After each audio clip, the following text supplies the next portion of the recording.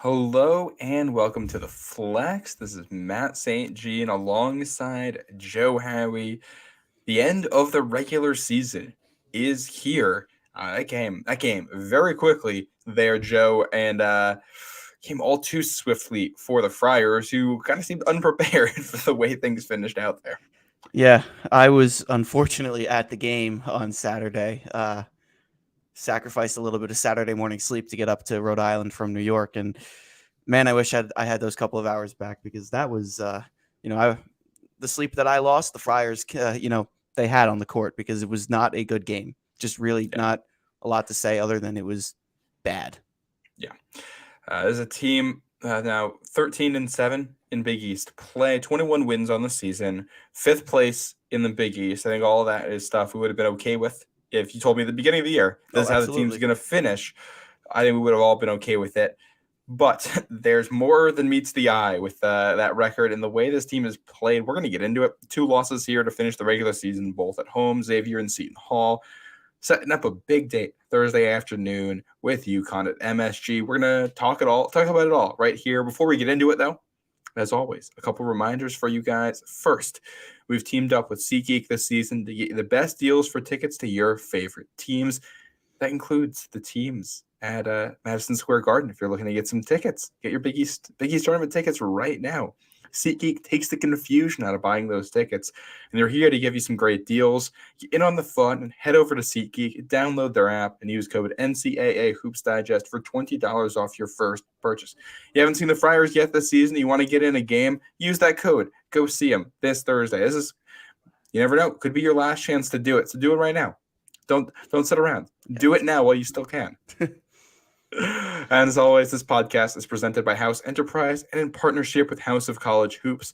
Head over to our site, house-enterprise.com, for more info.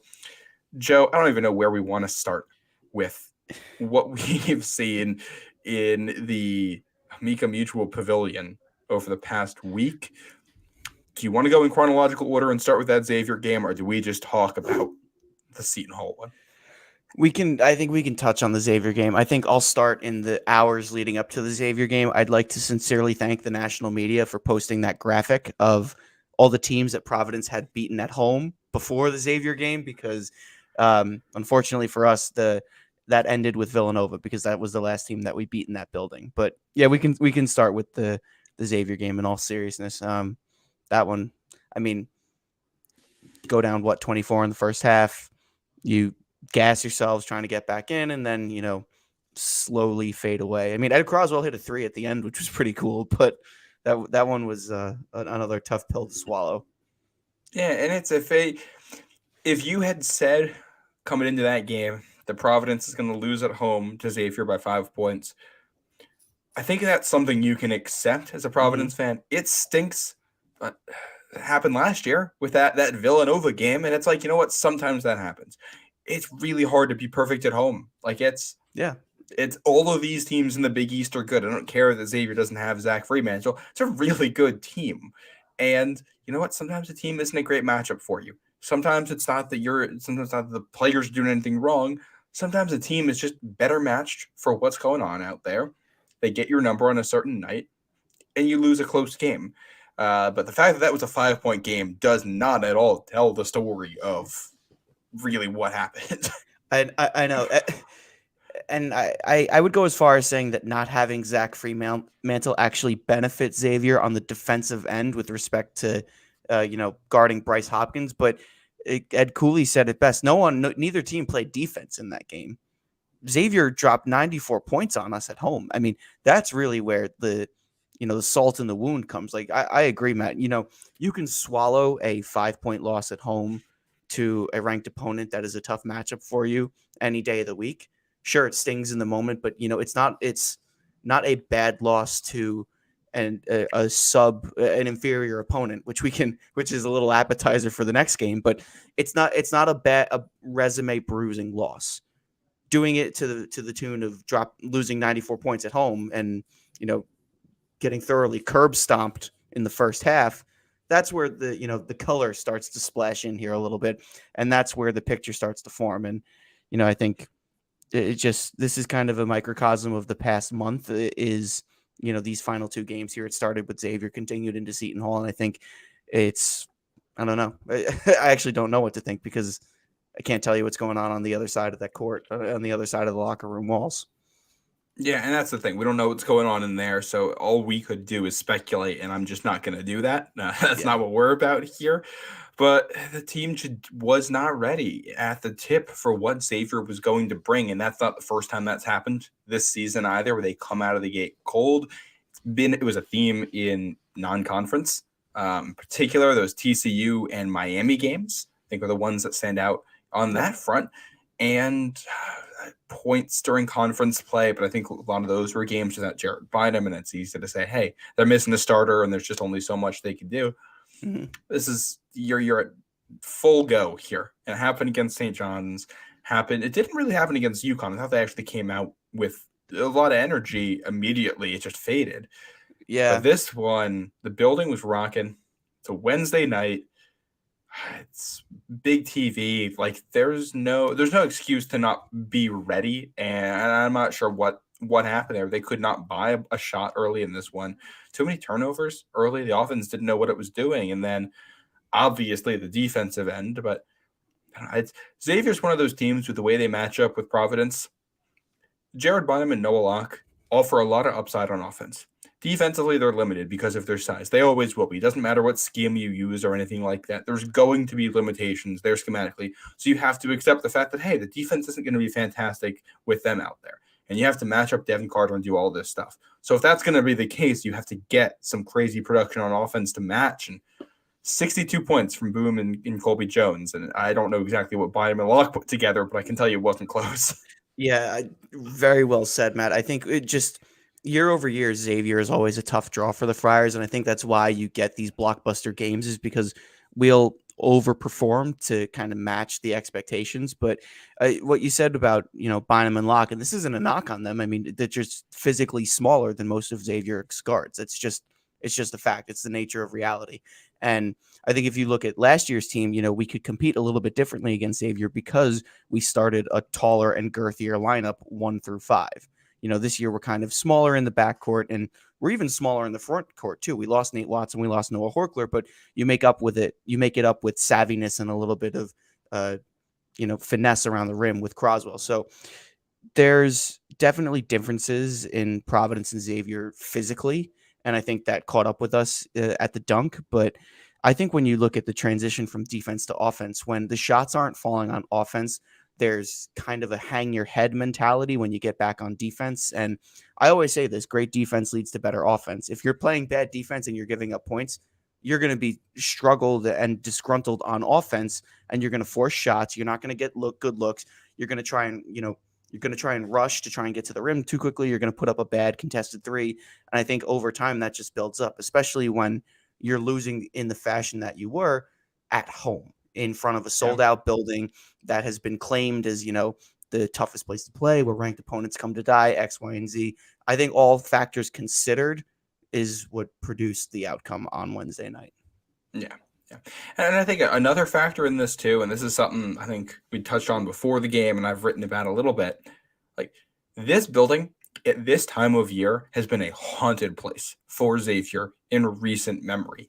And they were not just going to roll over and die. I don't care if this team if they was 0-18 in Big East play coming into this one. This one was going to mean a little bit extra to them based on what has happened between these teams recently, especially late in the year, with what Xavier has done late in the year too. Like it was always going to be a motivated, very angry Xavier team that came out in this one. And that's part of the reason why it wouldn't Providence losing wouldn't bother me on that front because the fact, hey, they're going to get up for that. And sometimes it happens.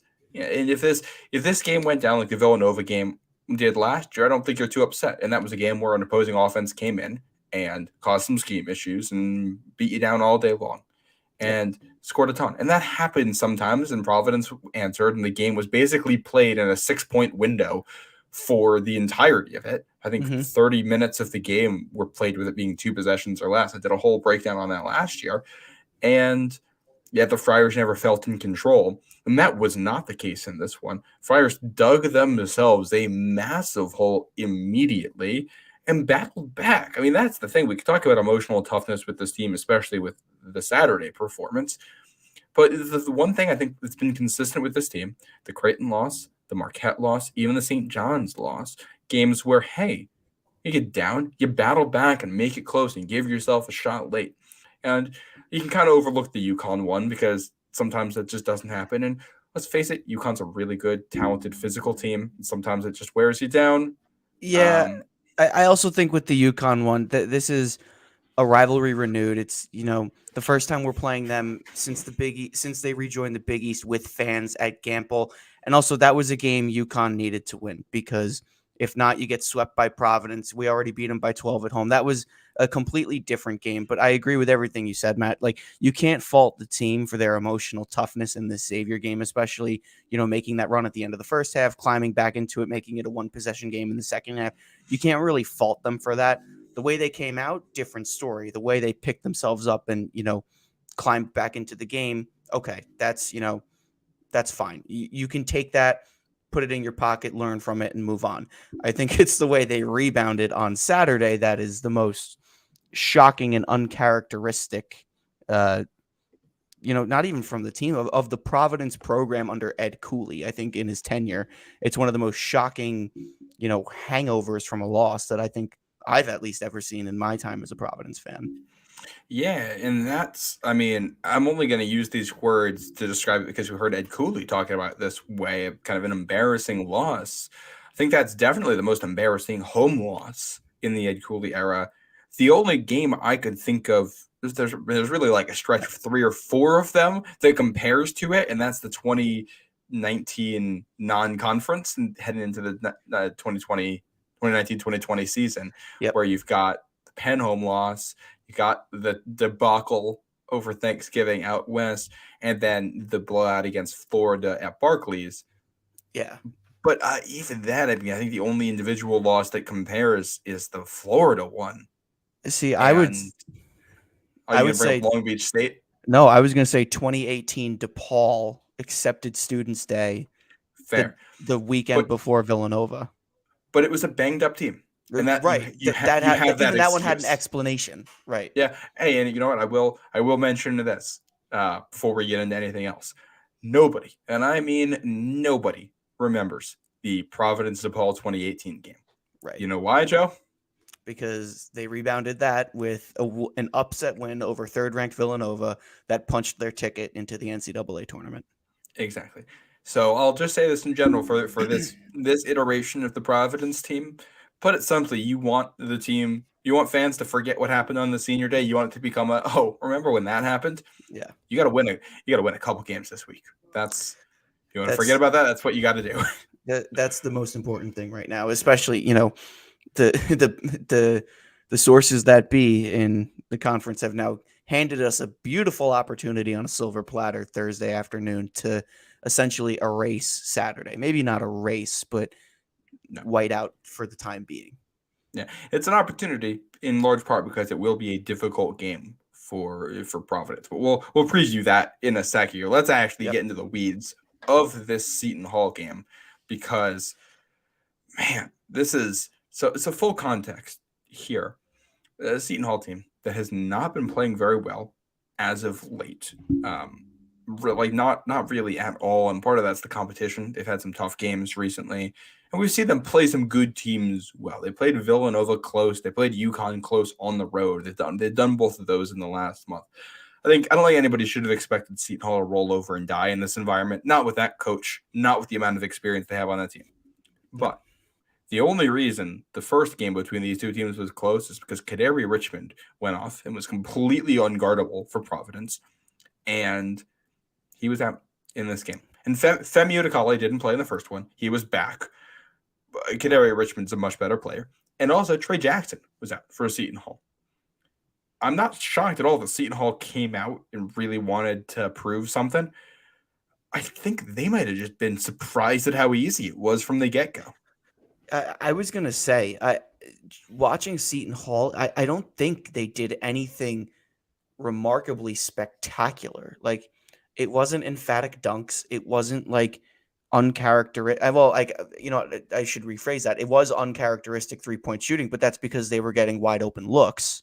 Um, Seton Hall just played basketball, and it was really Providence's defense that made Seton Hall look as spectacular as they did because guys were left wide open. We weren't switching on ball screens. The gaps were wide open, and I pulled that quote directly from Ed Cooley's post game press conference because he's right. We were just like the title says, we were sleepwalking through that senior game defensively, and it really was. It's a credit to Seton Hall because they recognized it and they were able to capitalize, especially in the paint where they torched us. But it falls on us, or Providence rather, it falls on the team defensively. If you let a team like that, a Seton Hall team that's desperate for a win, that has a gritty coach, that has a lot of pride and already lost to this team at home to start conference play, if you let them walk all over you defensively, like you're going to lose the game in the way that you did. Yeah, and these are the opponents that Seton Hall has scored 80 points against this season. He scored 80 points twice against St. John's, both of those St. John's games. Obviously, this is a St. John's team that likes to play up-tempo. So the fact that you get to 80 points against St. John's doesn't mean that much to me because you're going to play 10 to 15 more possessions against them than you will against anybody else. Yep. They did it against, let's see what I got here, St. Peter's. They did it against Wagner, and they did it against Lincoln, Pennsylvania, which is a Division II school. And the only other one was without their best offensive player on the road against Providence on Senior Day on national television. And they did it 59 possessions in this game. I think that's a season low for Seton Hall. They scored one of their highest outscoring outputs on their lowest number of possessions. If you go to the advanced metrics, this was far and away the best game offensively that Seton Hall played all season. So, wow. It's maybe Canary Richmond's been holding them back. I don't know. It's funny you say that. This was one of the lowest games with respect to offensive possessions for Seton Hall because Devin Carter, I think once in a post game said that Cooley calls 3 stops in a row a cherry. Mm-hmm. I don't think they got one cherry the entire game, and the proof is in the score. The proof is in the metrics here. I mean, the eye test matches the match. Did the defense force 3 misses in this one? I'm not even sure. I don't know. Seton Hall they hit 2/3 of their shots. That's remarkable. Wow. Their season high coming in was like 56%. They outshot their season high by like 10%. This is Seton Hall's like best win of the freaking season. I mean, it is. The only other game that comes close is the Rutgers win from a kind of character building perspective because you go on the road and you hold the team to 43 points and you win 45-43. It's the type of game that's like you're building a program. This is, I don't know. I've seen it. One thing I will say too is like, I think you have to give some amount of credit to Seton Hall for this too.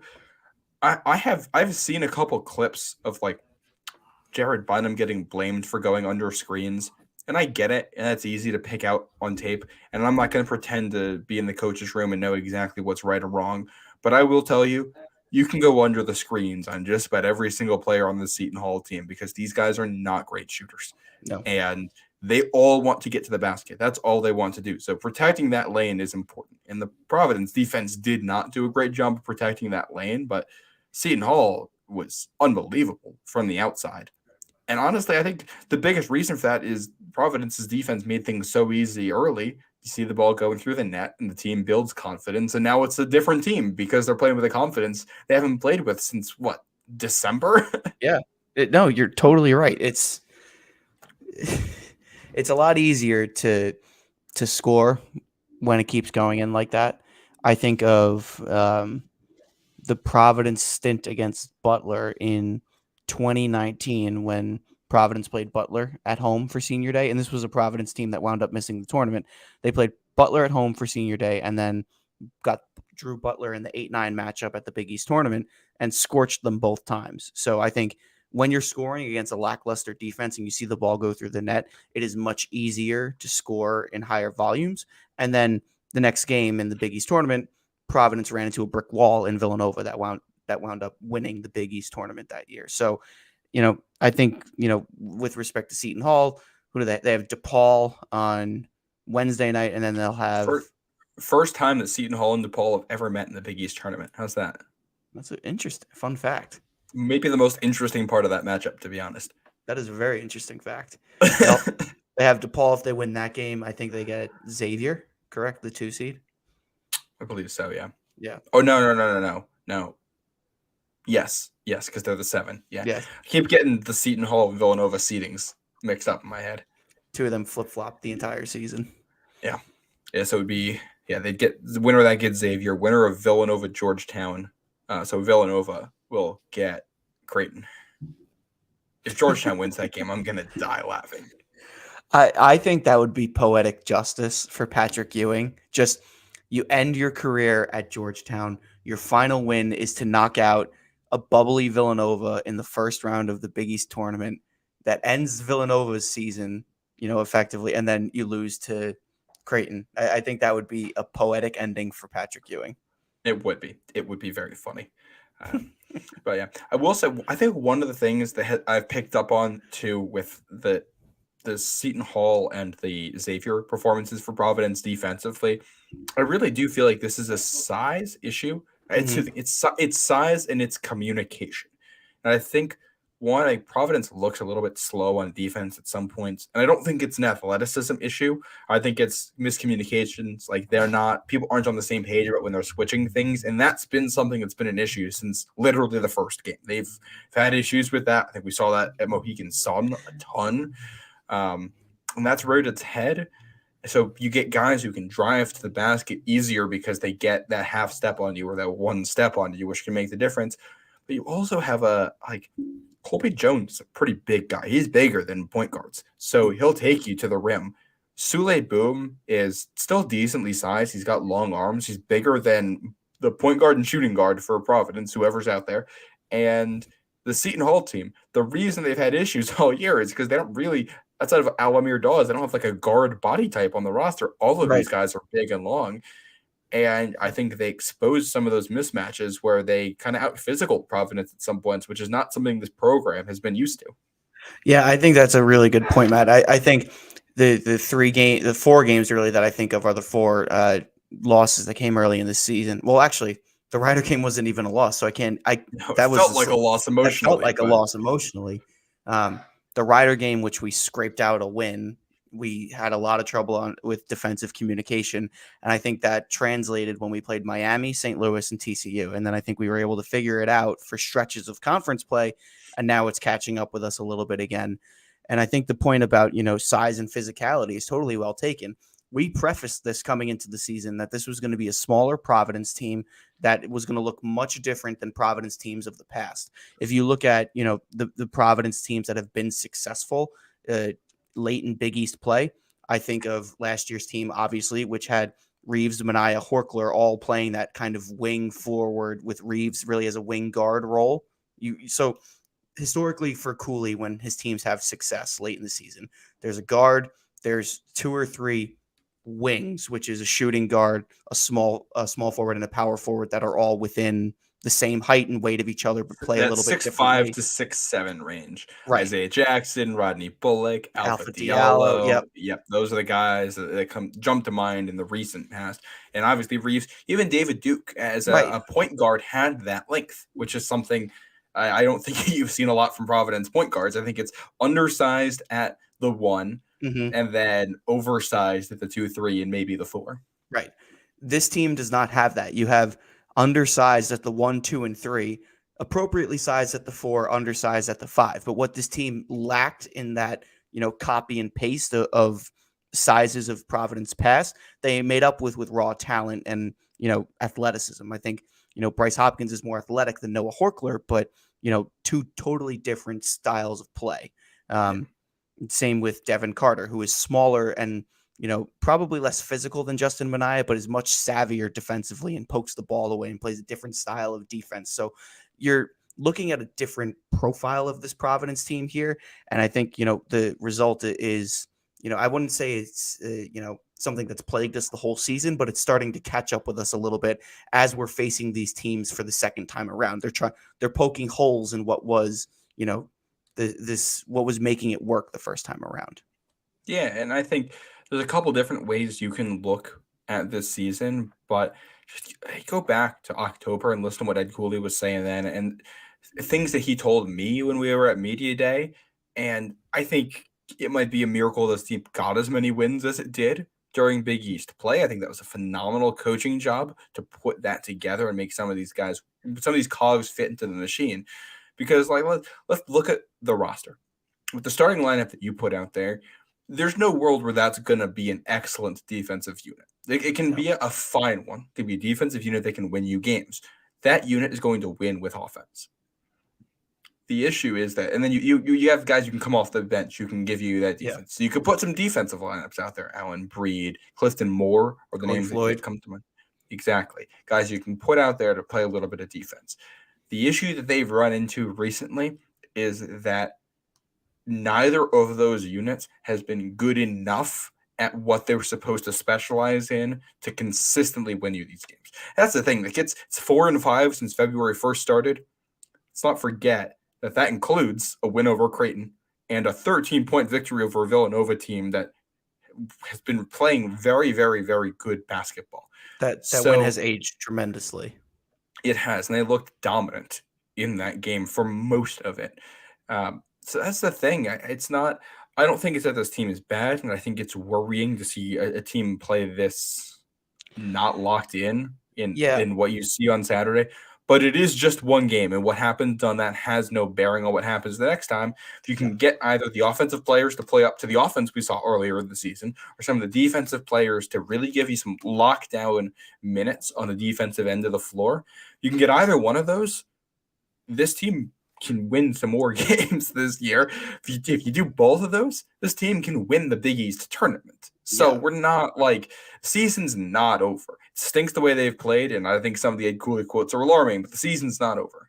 No, I totally agree, Matt. This is not a bad Providence team. I think, if anything, from a fan expectation level, I think we kind of came into this season with a little bit of a hangover from the Sweet 16 team. Our expectations were mixed at best, before that tip off against Ryder. This team has overperformed the expectations, given the expectations. And now we're kind of seeing a little bit of a lull here now that reality has set in, and we're realizing this isn't the same team as last year. This isn't that 8-game win streak team. The pieces are starting to settle, and the dust is settling a little bit too. All that said, it's not a bad team. This is a very good team that deserved to be ranked for the weeks in which it was, and deserves to be in the upper echelon of the conference this year. This team has earned everything that it's achieved so far, and I'll stand by that. I agree. And it's the preseason Big East Bowl that this team would finish 5th. They finished tied for 4th, losing the tiebreaker and putting them into the 5th seed. This team has, in some ways, become exactly what people expected it to become. And if you believed that it could become that, it's because you believed in Ed Cooley, who I think has done a fantastic job for most of this season. Oh, agreed. Here's the thing about college sports. There's no trade deadline. This roster has its issues that can really only be fixed by individuals overperforming, I think, or the right matchups or games or things like that. And you can't go out there and address it. Sometimes they did a great job in the transfer portal, and they got some really good players to come in, and they got recruits coming in next year, and they got all this stuff. And sometimes there's periods of transition. You're not going to win the Big East every year unless you're Villanova. And even Villanova shared the title in some of those years and didn't win the Big East regular season in some of those years. So, and this is not a program with the history of Villanova. People forget they spent a while under Jay Wright being basically what Providence has been the last couple of years. This up and down team that's made runs and been all over the place, and it takes time. And they got guys coming in. So don't panic because they had 2 bad games in the first week of March.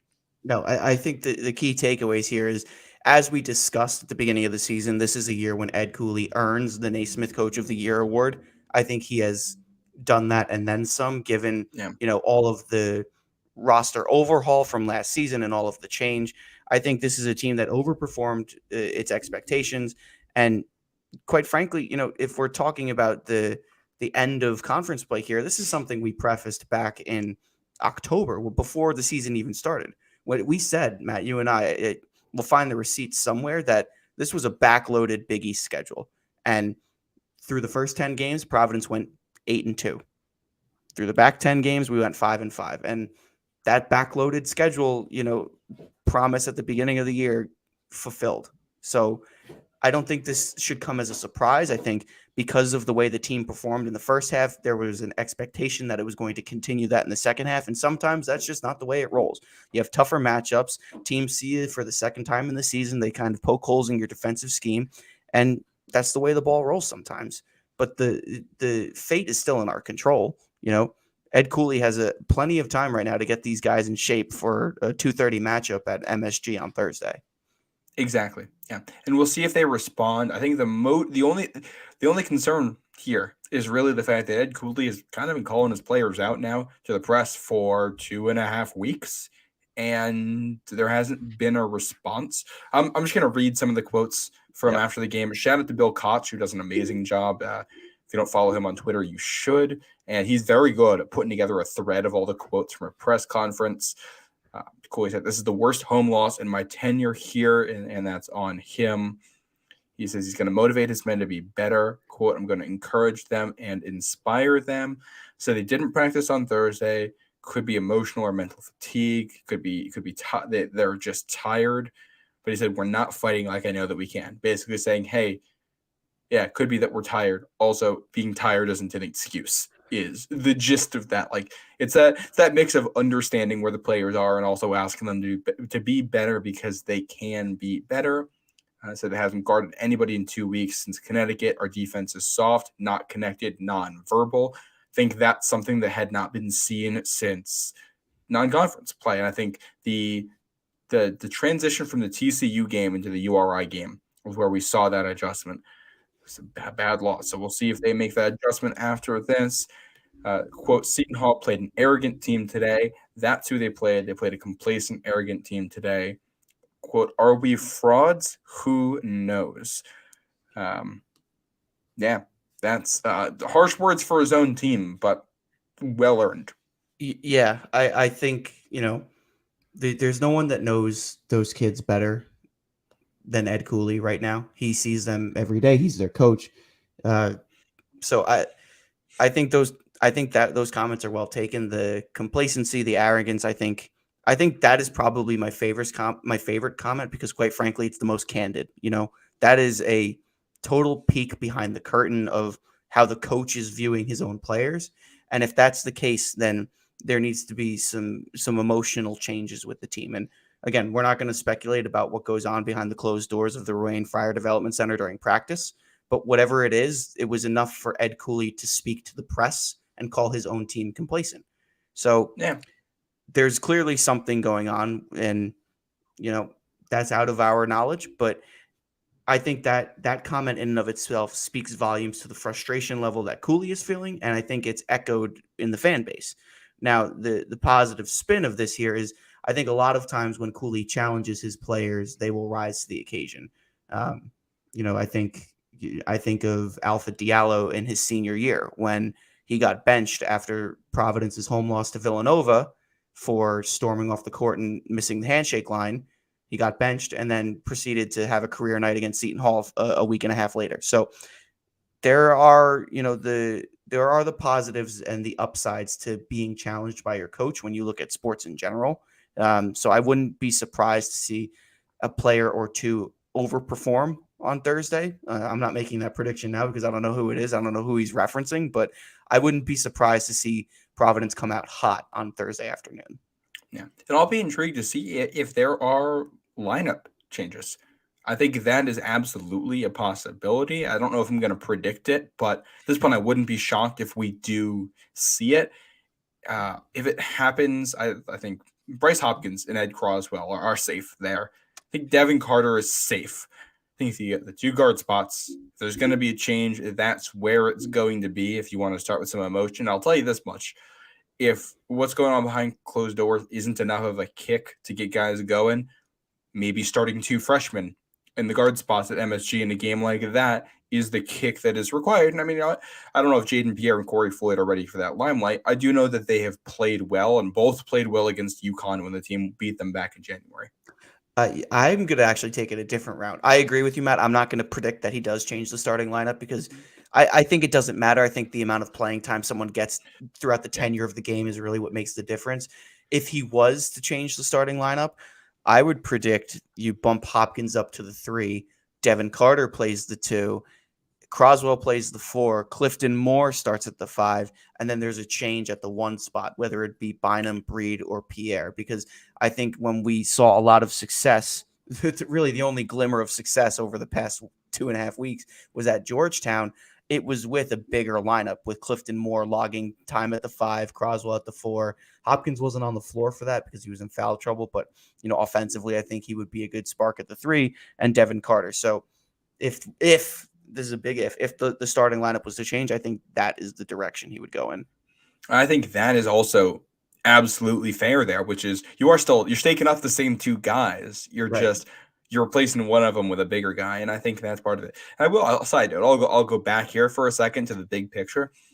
If we had told you before the season, hey, that the entire roster is changing and Noah Locke is going to be good but inconsistent, he's not going to give you the same defensive ability that AJ Reeves did. And Clifton Moore is going to come in, and he's not going to give you as many quality defensive minutes as you expected. And Bynum is not going to be as consistent of an offensive threat as a first. I mean, he wasn't a first-team All-Big East player this year. He wasn't a second-team All-Big East player this year. And I think not only was he was preseason first team, and not only that, he was kind of obviously preseason first team. There weren't the only guard that was up there with him was Posh Alexander, and neither of those guys made it.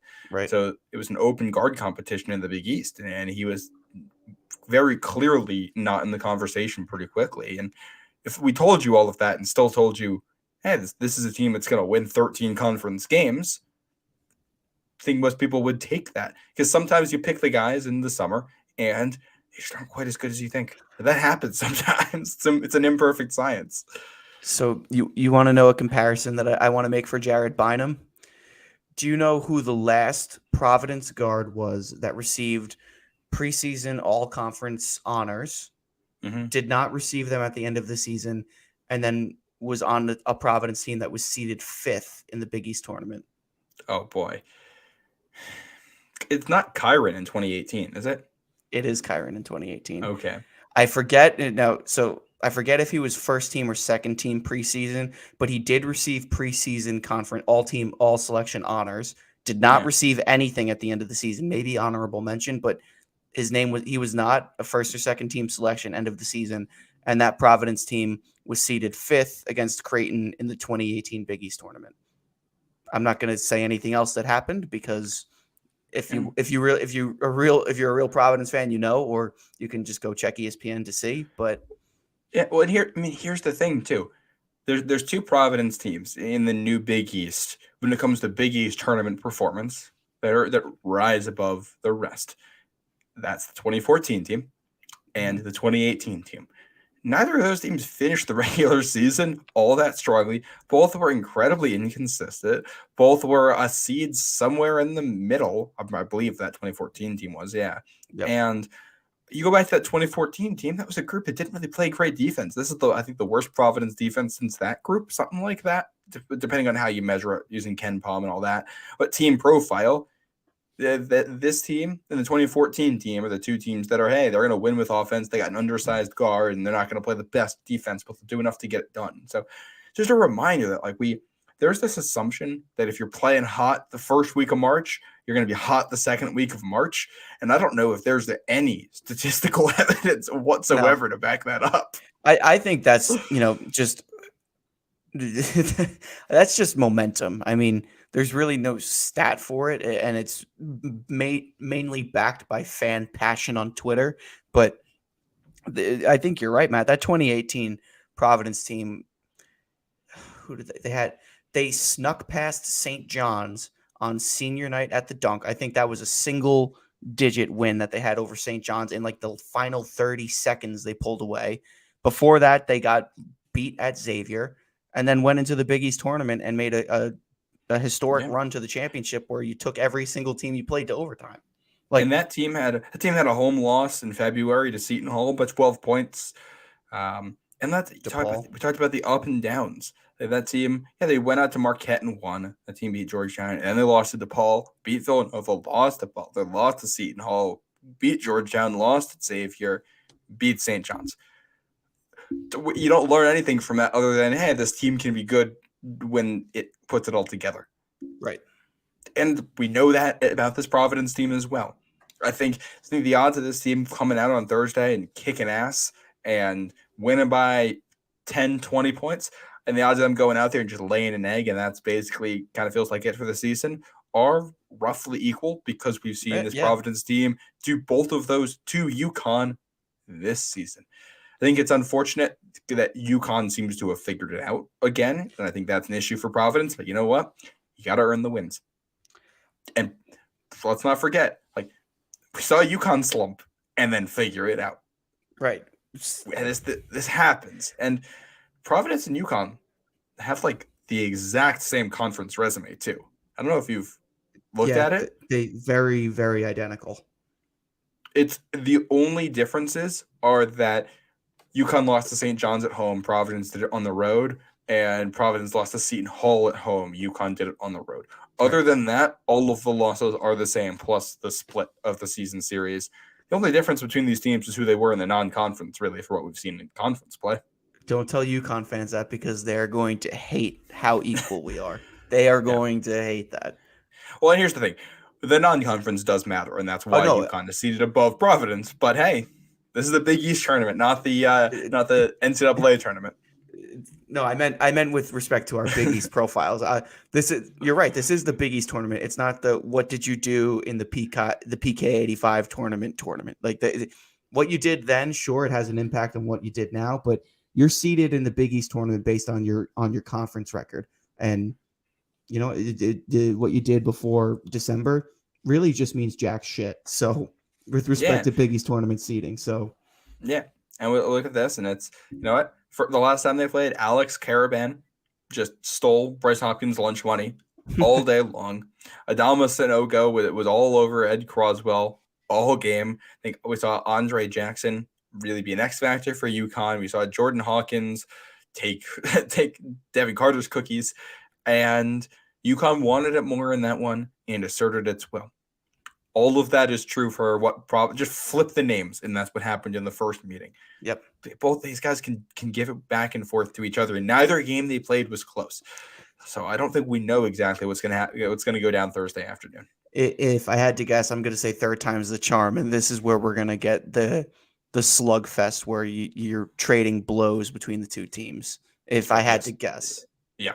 And hey, this is we're going to get the awards on Wednesday. I don't know who's going to win Defensive Player of the Year.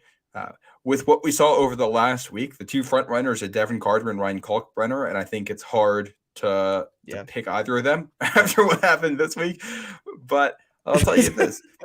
Jordan Hawkins, man, there's like it's easier than you would think to argue that he should be like Big East Player of the Year. Like in a world where UConn wins the Big East, Jordan Hawkins is probably Big East Player of the Year. He's going to the NBA. He is amazing on offense. Devin Carter's going to have his hands full. He did in the first one. I actually thought Devin Carter played pretty well when they played at UConn. I thought so too. I thought he got let down by his teammates a little bit, and UConn runs everything through Jordan Hawkins too. I don't know how many NBA fans also listen to this, but for anybody who is, when you watch Golden State play offense, it's just Steph Curry running everywhere and people setting screens, and they're going to make you chase him for 20 seconds at a time. That's UConn's offense. Like half the time he's out there and he's good enough to get it done, and he's got the stamina. So that's the matchup I'm watching. Devin Carter's going to have to stay with him in this track meet and actually make an impact.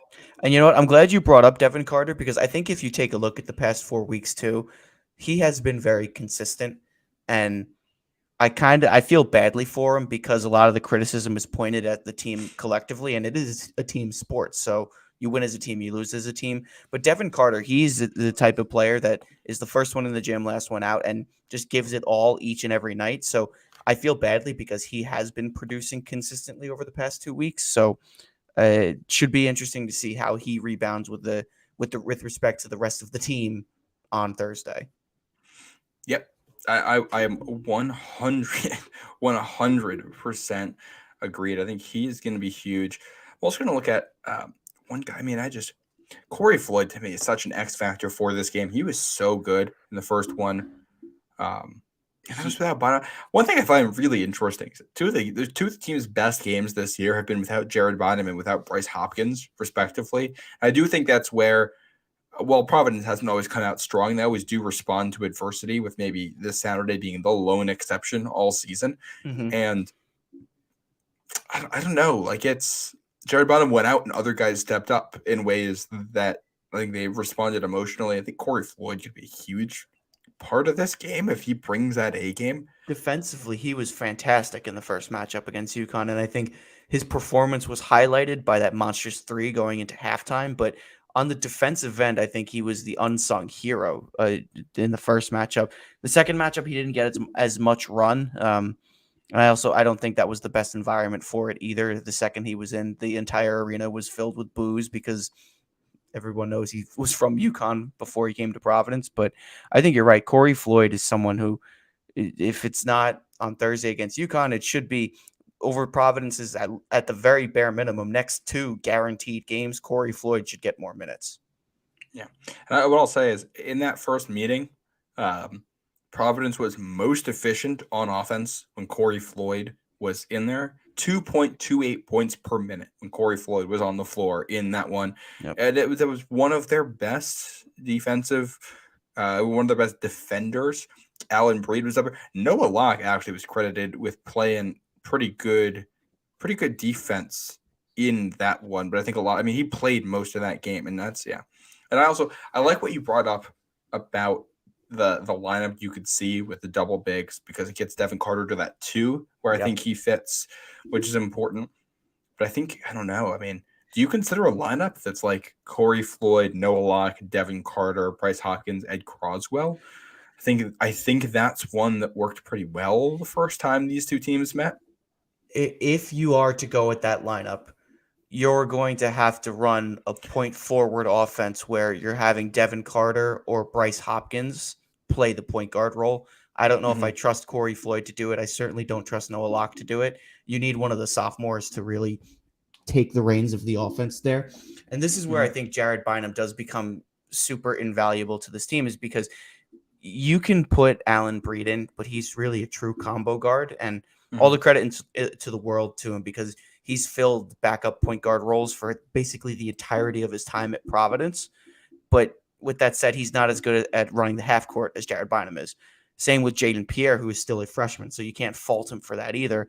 I don't know how much I would trust Corey Floyd in that spot, especially because he doesn't even play that combo guard role under Cooley. He's a true shooting guard. But, we've seen Hopkins take the ball up. We've seen Carter take the ball up.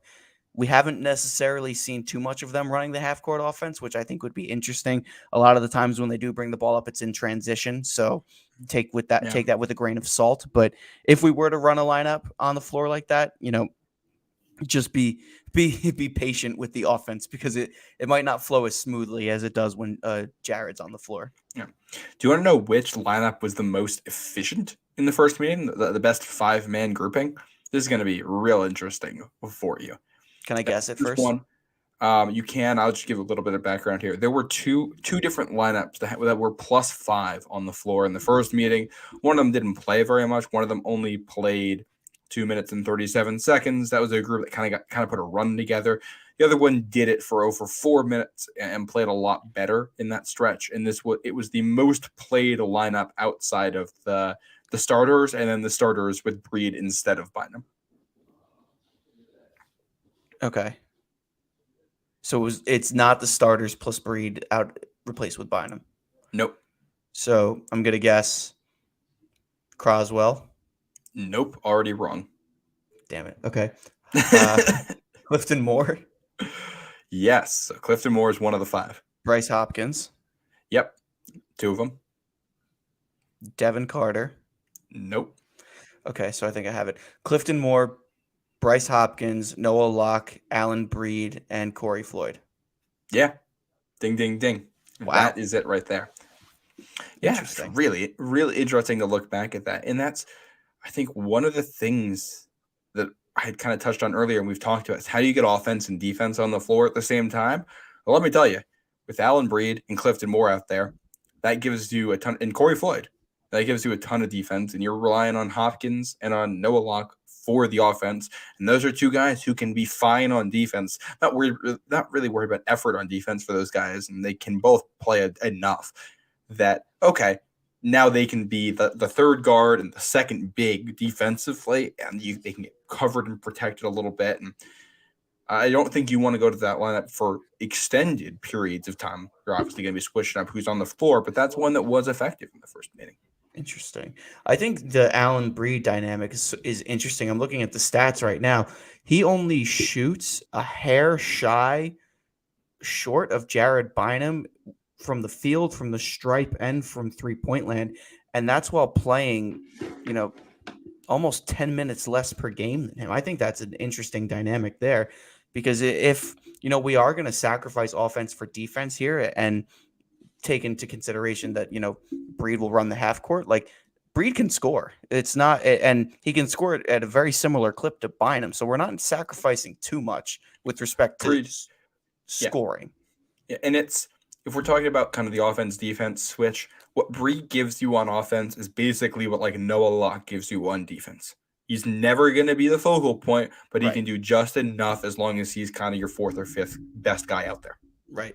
And Allen Breed is the type of guy that, Cooley will sing his praises in press conferences and to the media about how good defensively he is and how he's a Swiss Army knife and all of these other things. So I think he's someone who certainly deserves some more run, especially in these mental lapses that we've seen over the past month. If, worst case scenario, we see another one of those unfold at MSG, Breed should be the first man off the bench.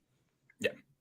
Yeah, and I agree. And I think also having both Breed and Corey Floyd out there, I think gives you two very similar guards. Devin Carter's good on defense, but I think he plays defense in a different way than the two of those two. Both of those guys are a little bit more fundamental. Carter takes more risks.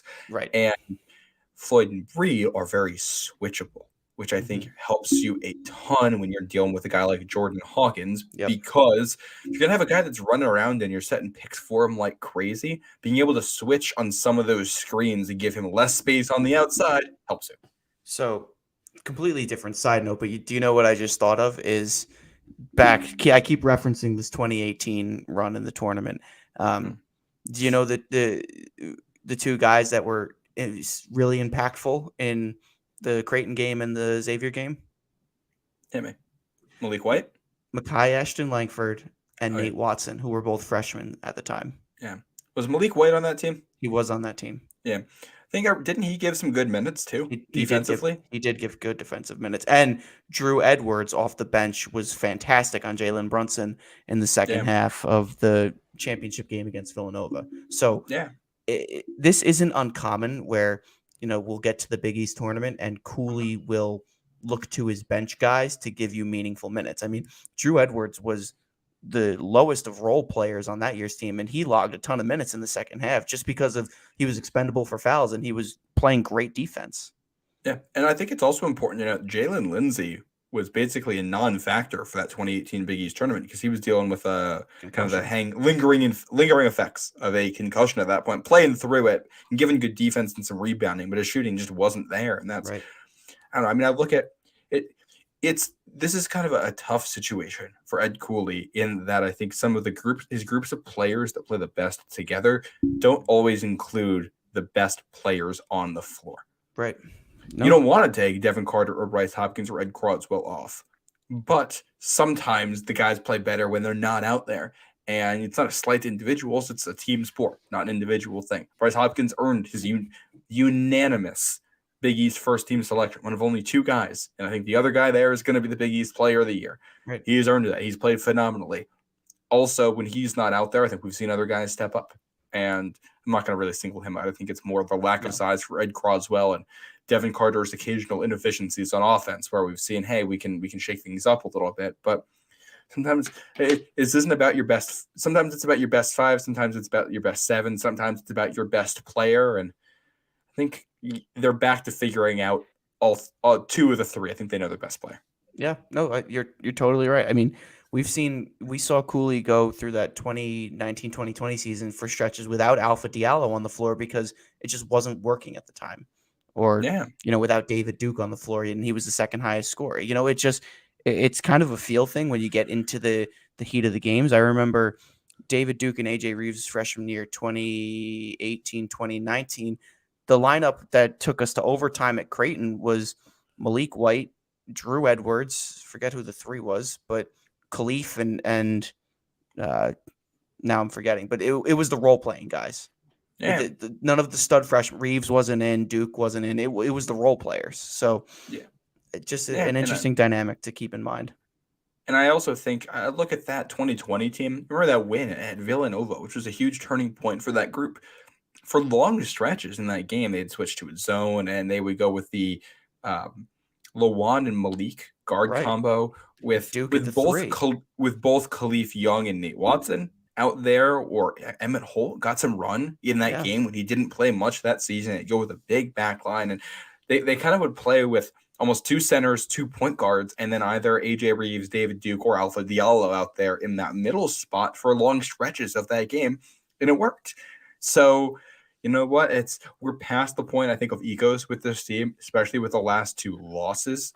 I don't think anybody is in a point where they can complain about minutes or anything. I think it's about finding the five that are going to win you a game at Madison Square Garden, and then you go on to the next one. Right. Right now, the most important thing for this team, whether it's egos, whether it's lineup, it's trying to steal a win on Thursday and making it to Friday. That's the one of the most No, difficult things to do in the Big East tournament is get to Friday, and you have an opportunity to do that on Thursday and to no. take a little slight of your rival too. So Yeah. And hey, there's no path to the Big East championship game here that doesn't involve a team that Providence hasn't beaten already this season. Providence beat UConn, Providence beat Marquette, Providence beat Butler and St. John's. right. They've shown the capacity to beat all of those teams. They split with all of them. So not split with all of them. They swept Butler. I don't think Butler is going to be playing on Friday, but that's a whole other thing.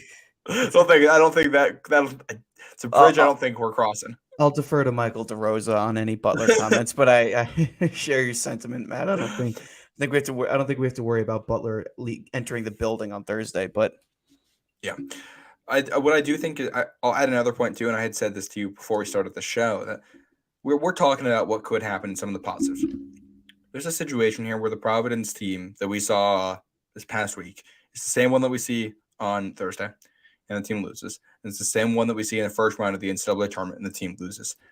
And would you guys like to hear about a team that got really hot in Big East play last year and then kind of stumbled down the finish line, lost in the 5-4 game of the Big East tournament, and then got booted out of the NCAA tournament so fast people don't even remember they made it? Yeah, that's this year's Big East champion in Marquette. It's the transfer era. Ed Cooley is a fantastic coach. At the end of the season, it may end up being frustrating, but a lot can change in the couple of months after the season. We have no idea what the roster is going to look like next year, and I think it's still too early to talk about what it's going to look like. We'll see what happens over the next 2+ games, but don't let the way a season ends ruin some of the high moments that have happened this season. Most seasons don't end with a trophy. That's the way things are in sports. This is tough. Winning is hard. So it's a lot of good moments this season. I think this is a group that can savor them, regardless of what happens over the next couple of games. You see what happens, and you move on to the summer. I know. I think last season was the first season since 2014 that the Friars ended the year with a trophy. I think we need a little bit of perspective here too, and it was a very long time coming for Providence. Go ahead. No, just 13 wins is the second Right, most like all time in school history in the Big East. Yeah, I know they played more games this year. 13 this year, 14 last season, and 12 back in 2020. If the Friars had this season without that 2020 season having happened, it would have been oh my God, this is one of the best, still one of the best Big East seasons this team has ever had. Right. So there's a lot of recency bias going into a lot of the takes that are circling the fandom right now, which is, it's fair. It's just a part of life. John Fanta put out a tweet earlier. If you haven't read it yet, I think it's a gut check. Like Providence is making the NCAA tournament. It really sucks that we lost back-to-back games at home, especially in the way in which we've lost them. But don't walk out the door on the team because of a bad couple of weeks. I mean, it's really a quarter of the season if you look at it holistically, or less than a quarter of a season if you look at it from the top. So don't bail on them now, because when they walk into MSG with a chip on their shoulder Thursday, you're going to be mad you missed the bus. Yeah. Here's a question for you, Joe. What's their record on Thursday afternoon? 0-0. That's right. Nothing matters. It's the postseason. Throw out the stats. Right. Listen, UConn is begging for this game. Begging for it. No Escalators has been begging for this for weeks. Let's give it to them. Why not? With what Ed Cooley said after the last meeting, the UConn fans are salivating for this one. The spoiled fan comment, which, by the way, I think got totally taken the wrong way. I think Ed Cooley was protecting his colleague Dan Hurley there and saying, hey, don't come after this guy because you had a bad month. Like, you look at the context here. Right. And it just didn't get taken that way. Well, you can't expect UConn fans to take things, We all know a team is incredibly rational in the moments after a game. Every fan base, the first 15 minutes after a game, that's when fans are the most rational. That's what I've always said. But he also said it'll be very different the next time these teams play. And what I will say is this: I think it's fair to judge by that standard here. And if Providence, I think so too. if Providence gets beaten by 40 points, Providence gets beaten by 40 points. If that happens, it should be because UConn came in and shot the lights out or did something incredible. Providence should not get beaten on the glass again. No, it just shouldn't happen with how these teams are. That's an effort thing. That's an energy thing. That's a want more thing. And Providence, that's why, like, it doesn't. The margin doesn't matter. What I care about is what this team does around what it has done all season. Live up to that standard. I totally agree. Cooley said this in the most recent press conference too. It's like there's a want and a will that just wasn't present the past couple of games. I think as long as you see that, I feel a little more confident going into the postseason beyond MSG, whether it's a win or whether it's a loss. You need the emotional changes here. If you lose, fine, it sucks, and you're gonna have to deal with shit on Twitter from UConn. But at the end of the day, like, if the team is showing energy, enthusiasm, want, will, and heart, like, you can't fault them for that. Like, no, go down fighting. I'm also, and I want to remind people of this. We say that this was the most embarrassing loss. There is another loss. There's two losses that we have also basically entirely forgotten about in this conversation. There's the loss at Marquette that Providence had last season.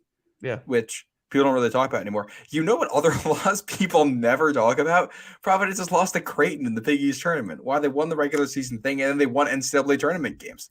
Yeah. That was a really good Providence team and a Creighton team that came in and played its best basketball all of a sudden. And Creighton did not end the regular season playing its best basketball. There's this narrative out there that Creighton got like hot at the end of the season. Creighton basically just got hot in the Big East tournament.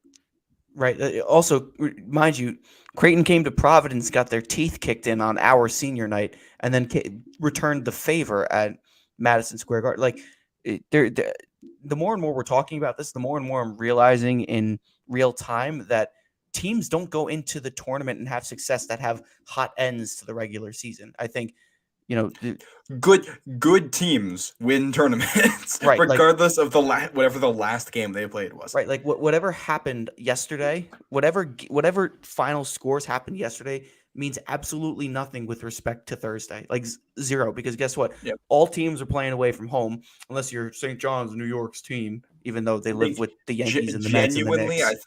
I think UConn and Providence both have more claim to Madison Square Garden being their home at this point than St. John's, with recent just fans showing up there. And that's a lot with, we lost to them at MSG, but it was 60% Providence fans anyway. Yeah. And Villanova as well. All these fan bases show up more than St. John's is a program in shambles, but and St. John. I just want to talk about this for a second. And we're going to be what I will is shout out this because it's Sunday night. I'm going to be talking about this tomorrow night. Also on the Roads to the Garden podcast. So definitely go check that out if you want Big East talk. Did you see the St. John's Marquette ending? No, I didn't. I was in the car. Did you hear what happened? No, fill me in. Marquette led by 10 with like 30 seconds left and put in the Oh, wait. walk-ons. And then St. John's cut it to St. 2, John's right? hit a 3 and then stole it on the inbounds back pass. David Jones ripped it out of somebody's hands as he was spinning and falling out of bounds, threw up a 3 in the corner, and it went in.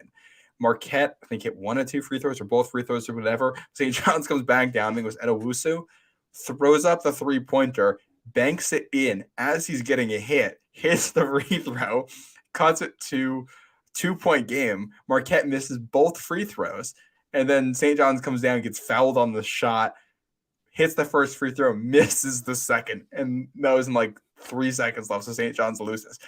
But like that's we talk about the Big East is this, I know there's going to be this perception from UConn fans, Providence fans, and people outside the fan bases that, look what happened when UConn and Providence played the last time, and look how good UConn's been, and look how good Providence has been. Like, we know what's going to happen here. We don't have a clue what's going to happen here. We don't even know what's going to happen when St. John's plays Marquette in Marquette's last home game. Like, that's the last game. Like, we can't emphasize this enough. The last game a team played has very little to do with what the next game is going to look like, unless your team is so good that you are remarkably consistent. Right. That's about it. Keep in mind, this is the same conference tournament that just yielded a Georgetown Patrick Ewing led championship two seasons ago. Yeah. In the same season that 11 seeded DePaul made it to Thursday of the Big East. Like, just and we laugh at the idea of Butler making it to Friday, but let's not forget that Butler beat St. John's this year, and Butler almost beat Marquette at Marquette on National Marquette Day. Butler beat Xavier, Butler beat Villanova, DePaul beat Xavier, DePaul beat Villanova. Like, the recency bias that leads into Madison Square Garden is really, really, really, really, wrong. It's just wrong because so much can happen. Yeah. And if Providence loses this game on Thursday, unless they come out emotionally unengaged, it's not going to be because they got cold. It's that UConn's a very good basketball team that's hard to beat. There's this narrative thing around it, but it's Villanova didn't get hot entering the Big East tournament all those years they won it. They were just a good team that played basketball very consistently and won games and didn't really have a whole lot of off nights because they were consistent. There's not a lot of teams in the Big East this year that don't have a lot of off nights. Marquette, and I'm not going to disparage them for it because it's part of the game, Marquette got lucky at long stretches of the season. They played Providence without Byam. They played Creighton without Ryan Kalkbrenner in the first one. They played Xavier without Zach Fremantle. They won some of those games by very close margins. They barely beat Butler at home. They barely beat St. John's at home after that late run. Marquette's an excellent Big East team and deserving of the Big East championship, and also, despite the record, not infallible. Yeah, this Marquette team is last year's Providence team. I guess does that mean that it's a team that is going to barely squeak out a win over Butler and then get killed by the 4 or 5 seed in the next game? It might also mean a Sweet 16 berth, so we'll see. Yeah, I'm sure they would love that out in Milwaukee. We're going long here. We're usually 30, 40 minutes on these episodes. Yeah, we're an hour and 10. But you know what? This is what happens when you drop back-to-back home games before the Big East tournament. You need a little Providence basketball therapy right here. Yeah, this isn't a podcast. This is a therapy session. The end lesson here is this: it usually isn't quite as good or quite as bad as you think it is. And Saturday sucked. We're gonna take a step back. Let's see what happens on Thursday and go from there. Don't do or say anything dumb in the meantime. Let's not overreact to one game. It's one basketball game from a team that's played good basketball for 2/3 of the season. Yeah, it is what it is at this point. I mean, our destiny is still controlled by us, and by us I mean the players that I have absolutely no relation to other than talking about them at a desk. The people I formed a parasocial relationship with through a TV screen. Yeah, Providence controls its own destiny is the moral of the story here. All 11 teams do. Yeah. Records 0-0. Throw it out. We'll cast the die, see what happens. Yeah. I think we'll talk about one last thing here before we go. Bryce Hopkins, unanimous first team selection, 1 of 2. The last time Providence had a first team Big East selection, Ben Bentel and Chris Dunn back in 2016. Whole lot of second teamers in that span. Whole lot of second teamers. No first teamers. So big stuff there. And I think something that has kind of gotten forgotten a little bit, but should be celebrated because Bryce Hopkins has had a tremendous year. He really has. I think, he kind of trailed off at the end of the season here, but that doesn't discredit the body of work that he's put in since November. I mean, he still leads the team in scoring and rebounds. So it's just, he's one of the leaders in the conference with both. He has been a fantastic addition to the roster. I hope he stays next season. I think that he will, but Yeah. I wouldn't be surprised if he tests the waters in the offseason. Yeah. And you want to hear something that I think is incredible here. For the season, Bryce Hopkins averaged 16.1 points per game. In conference play, 16.7. Scored more in Big East play against tougher opponents. Yeah. Because he grew as the season went along. And that's one last note on this team. Bryce Hopkins hasn't been perfect, especially over the last couple weeks. He's a young player, and sometimes the guys hit a little bit of a wall. He's effectively a freshman I was going to say now. that. And sometimes guys just hit a wall where they reach what they can do that year, and they need to hit the workshop in the offseason to come back the next year with some new tools, a couple new things in the bag. And that might be the case here for Bryce Hopkins. We'll see, obviously. Yeah. But again, when it comes to not saying anything dumb or overreacting, like he's obviously trying his best out there. I'm not going to say or believe anything otherwise until we get hard proof of it. This guy wants to win. He wants to play basketball. He wants to be in the NBA. He had a couple of bad weeks. Let's see how he responds the next couple of weeks. Let's see how he responds next year, because he is already a tremendous player and one of the best in the Big East. That's not according to us. It's according to the guys that coach him and have to go against him night in, night out in this league. Right. The experts. Yeah, they know a lot more than we do. I can tell you all 11 coaches, even Patrick Ewing, know more about basketball than anybody with a Twitter handle that thinks that they do. Yes. And Bryce Hopkins is fantastic. Now, obviously, what you said is the case 100% of the time, Joe, unless they disagree with us. That's right. That is then true. We know more. That's the way it works. Yes, that is true. Hey, if we told you at the beginning of the season, Friars are going to finish tied for 4th in the conference, Bryce Hopkins unanimous first team, I think we'd all. I'd say I'll take that. Say that's pretty damn good. Yeah, especially with the way Ed Cooley was talking before the year. So a little bit of perspective. Also, just we're going down wicked rabbit holes here, but the tone in Cooley's voice, the way that he talked about his team going into the season, throughout non-conference, at the start of Big East play, and now at the end of Big East play, like, wow, what a roller coaster of emotions. It was, this is a young team. You don't know what we're getting. We're still piecing it together. Oh, I think we're finally got it. Here we go. This team is tough, connected, defensive. Now they're complacent and arrogant. Like, what just an objective roller coaster of emotions for the coach. Yeah. And I don't think we heard Shaka Smart saying those things about Marquette last year. I wasn't as tuned in on Marquette last year, so I can't be sure. But it's a similar roller coaster of not playing great, playing really, really, really well all of a sudden, and then kind of going back to not playing great. And you know what? It happens. And he kept a lot of the same guys and had them grow. Most of the guys we're talking about can come back next year. That's a very good point. You can grow. Yeah. All right. Is that going to be a wrap on this one? Yeah, it's good. I got to go to bed. All right. The schedule ahead, I don't even know what we're going to do for recording. I'm not going to. If you're getting instant reactions to any games this week, that's going to be Joe and maybe Peter. I'll be there covering the whole conference. So it'll be all Joe. But schedule for the week, 2:30 roughly, could be later afternoon. Eastern, FS1, Providence against UConn. Should they win that one, they will play at 6:30, I believe, Friday night against either Marquette, St. John's, or Butler, the winner of the noon game. That'll also be on FS1. Should the team win that, it'll be the championship. 6:30 Eastern on Fox from Madison Square Garden. Joe, it's I don't know if you knew this. It's the world's most famous arena. Is it? People forget about that, but it is. Why doesn't the ACC play there? With Syracuse and BC, I don't.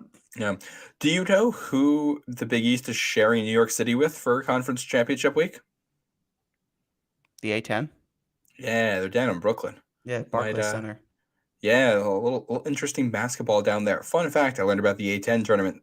They have a day off before the semifinals. I think they play Tuesday, Wednesday, Thursday, or maybe Wednesday, Thursday. I forget how the bracket looks. Then Friday is off, and then they play Saturday, Sunday, Well, you and know that's why a Friday's off. They want to come see semifinal Friday at the Garden. many have said that. Sources: John Rothstein. Look, I mean, you can't say it's incorrect. We have no proof of that. But yeah, that's the off day for the players to practice a little bit. I wouldn't want the Big East to change it up, but I do think that's an interesting format, and I'm curious what it would look like in the Big East tournament if you saw it. If you had Tuesday, Wednesday, and then a stop, and then Friday, Saturday. Interesting. Yeah, Like you can't well, get. Mm, I wouldn't do it. I wouldn't mess with it, but it's a fun thought experiment. it is a fun thought experiment. I'm sure the coaches and the players would love the extra rest. Yeah, and the prep that you get to do, the fact that Right. you get to prep for the opponent plus a little extra prep for a team you might see in the championship game helps you out a little bit. Of course, we're at a point. Everybody's played everybody twice, so this is the first time that's happened in a long, long time too, where everybody's played everybody twice. So I think they've all done their homework. Everybody knows what they're Everybody, getting into. you know what you're getting now. Yeah, I don't know how much prep there is to do. You just roll the ball out there and play. Oh man. Yeah. All right.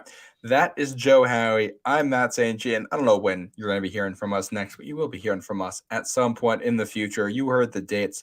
Make sure you're tuned into the Friars. Watch the whole freaking thing. Watch the whole Big East tournament. We all know you're going to be doing it.